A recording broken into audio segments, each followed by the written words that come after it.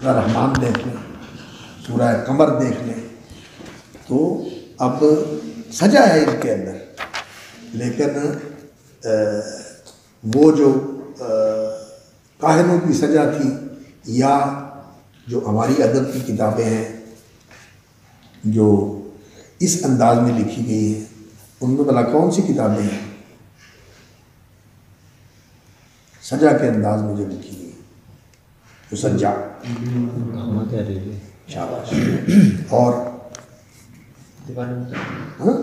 تو شاعری ہے، مقامات حریری، یہ ہمارے نصاب میں ہے مقامات حریری، لیکن اس کے علاوہ زمخشری کی مقامات ہیں اور حمزانی کی مقامات ہیں، انہوں نے مقامات لکھی ہیں۔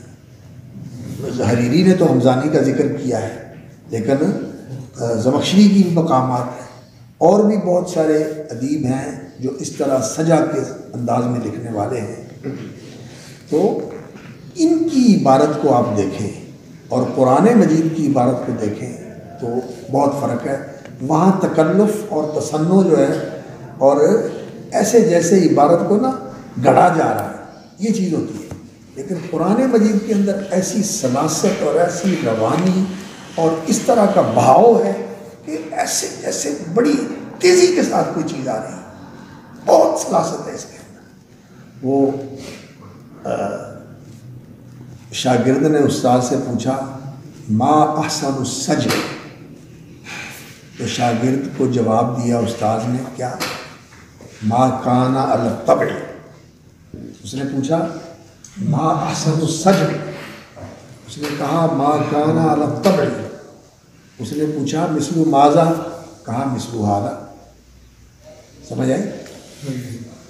ما احسن السجع ما کان علی الطبع مثل ماذا، مثل ھذا۔ تو جس میں تکلف نہ ہو وہ سجا جو ہے بہترین ہوتی ہے۔ قرآن مجید کے اندر جو ہے نا وہ سجا والا تکلف بھی نہیں، شعر والی بندش بھی نہیں، اور الفاظ کا جو انتخاب ہے وہ ایسا ہے کہ ان الفاظ کے اندر جب یہ قرآن میں آ گئے ہیں اور قرآن کے اسلوب میں پرو دیے گئے ہیں تو ان کے اندر ایک ایسی حلاوت اور ایک ایسی نغمگی پیدا ہو گئی ہے کہ جس آدمی کو سمجھ نہیں آتی وہ بھی اس سے لذت اندوز ہوتا ہے، وہ بھی اس سے مزہ لیتا ہے۔ اب ایک تو آواز ہوتی ہے نا، لیکن میری آواز لوگ جو اس طرح کرتے ہیں اس میں مزہ ہے، لیکن جب آپ شعر پڑھتے ہیں یا کلام کہتے ہیں یا قرآن پڑھتے ہیں تو پھر اس کا مزہ ہوتا ہے۔ اور جن لوگوں نے ایسے خطیبوں کو سنا ہے جو قرآن پڑھتے تھے، ہم نے دو بندوں کے بارے میں، ایک کو تو دیکھا ہے، دوسرے کے بارے میں سنا ہے۔ حافظ اسماعیل روپڑی رحمۃ اللہ علیہ، حافظ القادر روپڑی رحمۃ اللہ علیہ کے بھائی تھے، ان کے بارے میں سنا ہے کہ وہ قرآن پڑھتے تھے اور لوگ اتنا مشہور ہو جاتے تھے کہ لوگ کہتے تھے کہ آپ بولے نا قرآن ہی پڑھتے رہے، اتنی ان کے قرآن کی تلاوت میں حلاوت تھی۔ اور دوسرا ہم نے مولانا محمد شیخوپوری رحمۃ اللہ علیہ کو سنا، ان کی کیسٹیں تو آپ نے بھی سنی ہو۔ وہ قرآن پڑھتے تھے اور ان کا قرآن پڑھنے کا انداز یہ ہوتا تھا کہ وہ اشاروں کے ساتھ نا قرآن کا معنی بیان کرتے تھے، اشارہ کرتے تھے اور قرآن کا مفہوم واضح کر دیتے تھے، اور بڑا ہی قرآن پڑھتے تھے، اپنی تقریر بہت قرآن پڑھتے تھے۔ ان کی آواز میں جو ہے نا وہ بڑی کیا اس کا شیرینی تھی، اور ان کا پھر جو اسلوب تھا قرآن مجید کو ختم کرنے کا، اور وہ کھینچ کر آخر میں جو ہے نا وہ اس کے اندر جو وہ لے پیدا کر دیتے تھے، تو بڑا پرتاثیر ہو جاتا تھا ان کا قرآن پڑھنا۔ اور ہمارے والد صاحب رحمۃ اللہ علیہ فرماتے تھے، انہوں نے سید عطا اللہ شاہ بخاری کو سنا جو اپنے زمانے میں بر صغیر کا سب سے بڑا خطیب تھا، سب سے بڑا خطیب تھا، اور وہ شعر بھی پڑھتے تھے، فارسی، عربی، پنجابی، اردو، ان زبانوں کے شعر ان کو بڑے ہی یاد تھے اور وہ بھی پڑھتے تھے، لیکن وہ جب قرآن پڑھتے تھے ان کا ایک کلپ جو ہے نا وہ نیٹ پہ بڑا حال پڑا ہوا، آپ لوگوں نے بھی سنا ہوگا ان کے خطبے کا، وہ کہتے ہیں ان کا نہیں ہے لیکن ان کی طرف منسوب ہے. لیکن یہ جو ہے نا ان کے شاگردوں میں سے ایک تھے مولانا عبدالشکور دین پوری. یہ شاہ صاحب کے شاگردوں میں سے تھے اور انہوں نے شاہ صاحب کے ساتھ بطور خادم کے وقت گزارا تھا. تو فوت ہو گئے ہیں وہ. ہم نے ان کی تقریریں سنی اور شاہ صاحب کے بیٹے جو ہیں اب تو پتہ نہیں ان میں سے کوئی سلامت ہے یا نہیں. سید عطاء المہیمن اور عطاء المومن یہ ان کے بیٹے تھے. ان کی تقریریں ہم نے سنی ہیں. لیکن جنہوں نے شاہ صاحب کی تقریریں سنی تھی وہ کہتے تھے کہ جب وہ قرآن پڑھتے تھے تو کیا ہندو، کیا سکھ، کیا مسلمان، کیا پڑھے لکھے، کیا ان پڑھ، سارے ایسے آنکھیں کھول کے اور مبہوت ہو کر ان کا قرآن سنتے تھے. یہ کیا ہے؟ یہ قرآن کے الفاظ کی حلاوت ہے. یہ اس کے الفاظ کی حلاوت ہے اور اس کے اندر تاثیر ہے. یعنی جو آواز کا انسان کے منہ سے نکلتی ہے نا، اس آواز کے اندر لہریں ہوتی ہیں. یہ ہماری جو آواز ہے نا یہ لہروں کی صورت میں نکلتی ہے. اور یہ لہریں جو ہیں نا یہ جو ہمارے چاروں طرف ایک سمندر پھیلا ہوا ہے نا ایتھر کا، یہ اس کے اندر اس طرح کا نا اتار چڑھاؤ پیدا کرتی ہے. زیر و بم اور اتار چڑھاؤ پیدا ہوتا ہے اور ان لہروں کا اثر ہوتا ہے کس کے اوپر؟ ماحول کے اوپر اثر ہوتا ہے. یہ جو موسیقی والے ہیں نا وہ بتاتے ہیں کہ وعلیکم السلام، اس طرح کا راگ ہوتا ہے. راگ جو ہے اس طرح کا ہوتا ہے کہ اس راگ کی وجہ سے بعض اوقات ایک دیپک راگ ہوتا ہے جس کو دیپک راگ کہتے ہیں. اس کی وجہ سے ایسا ہوتا ہے کہ جب یہ لہریں نکلتی ہیں تو اتنی حرارت پیدا ہوتی ہے کہ بعض اوقات آگ لگ جاتی ہے. یہ آواز کی لہریں جو ہیں نا یہ ماحول پر اثر کرتی ہیں. تو آپ لوگوں نے بھی شاید وہ سنا ہو ایک ڈاکٹر کا جو ادھر لاہور میں علاج کرتا تھا کینسر کا. وہ کہتا ہے کہ ہم نے اپنے وارڈ کے اندر یہ اہتمام کیا کہ سورۃ الرحمن کی تلاوت لگاتے تھے اور اس کی تلاوت کا یہ اثر ہوتا تھا کہ مریض جو ہے وہ شفا یاب ہوتے تھے.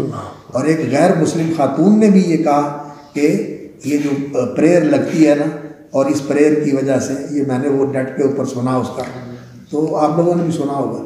تو وہ کہتے ہیں کہ اس کی آواز کے اندر یہ اثر ہے کہ لوگوں کی شفا کا باعث بنتا ہے.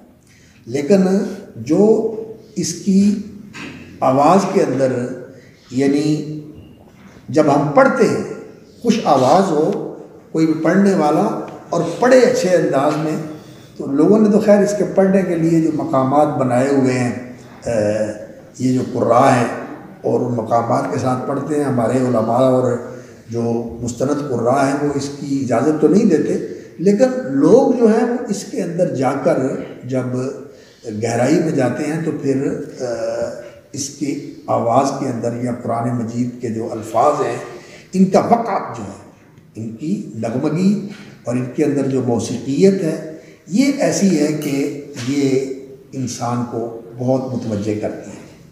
اور بڑی ایک عجیب بات ہے، یہاں خطبات باولپوری ہے، باولپور ڈاکہ جو مشکل ملے گی نہیں ہونی میرا خیال ہے. تو وہ کہتے ہیں کہ ایک جو ہے نا تجربہ مجھے بڑا عجیب ہوا قرآن مجید کی طرح.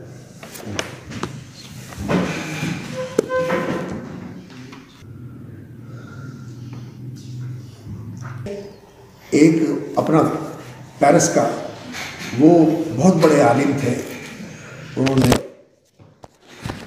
ادھر سے نا جامعہ عثمانیہ حیدرآباد دکن اس یونیورسٹی سے ماسٹر کیا تھا اور پھر وہ پی ایچ ڈی کے لیے پیرس چلے گئے اور وہاں گئے تو پاکستان بن گیا اور ہندوستان کی تقسیم ہو گئی اور حیدرآباد جو تھا یہ وہاں ہندو فوج نے قبضہ کر لیا، انڈیا کی فوج نے قبضہ کر لیا. محمد علی جناح نے انہیں کہا تھا جو وہاں کے حکمران تھے کہ آپ لوگ پاکستان کے ساتھ الحاق کر لیں، لیکن وہ سمجھتے تھے کہ شاید ہم مستقل طور پر جو ہے نا وہ رہ سکیں گے.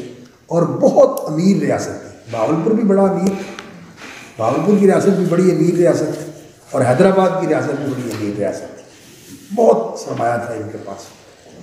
تو وہ سمجھتے تھے کہ شاید انہوں نے تو پاکستان کے ساتھ الحاق کر لیا اور انہوں نے نہ کیا، اور انہوں نے کہا کہ شاید ہم ایسے ہی جو ہے نا وہ رہیں گے مستقل اور پھر ملتا۔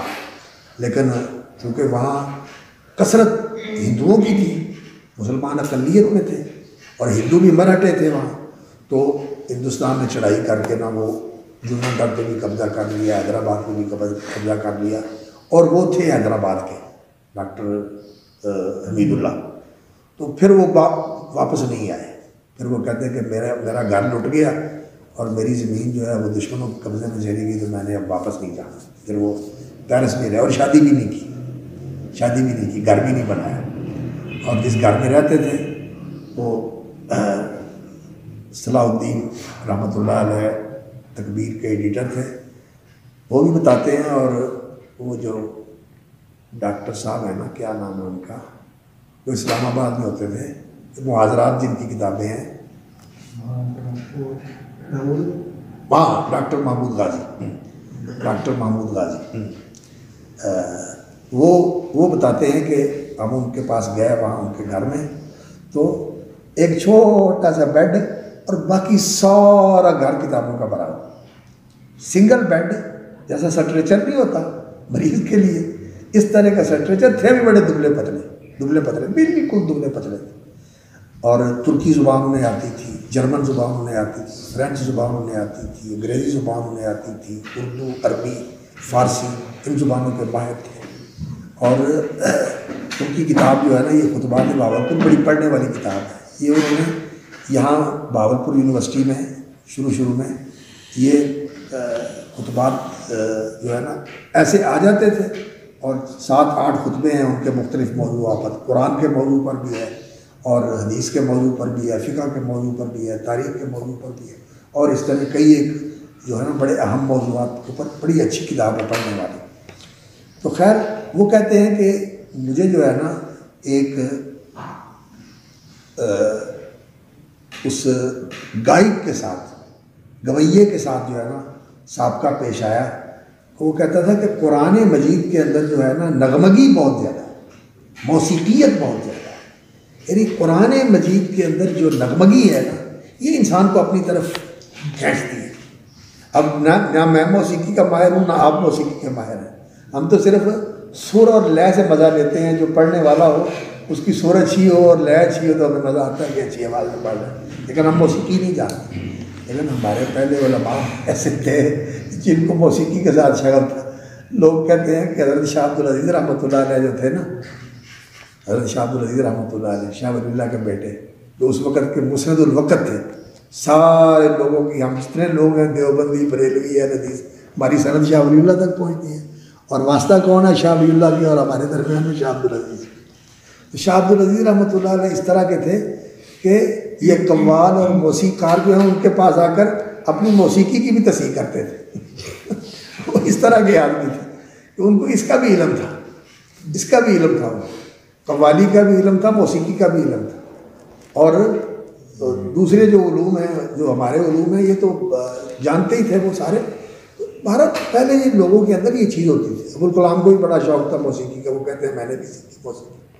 میں یہ نہیں کہتا کہ سیکھنی چاہیے، لیکن میں یہ کہتا ہوں کہ جن لوگوں کو ان چیزوں سے شغف ہے وہ کہتے ہیں کہ قرآن مجید کے اندر یہ نغمگی بھی موجود ہے۔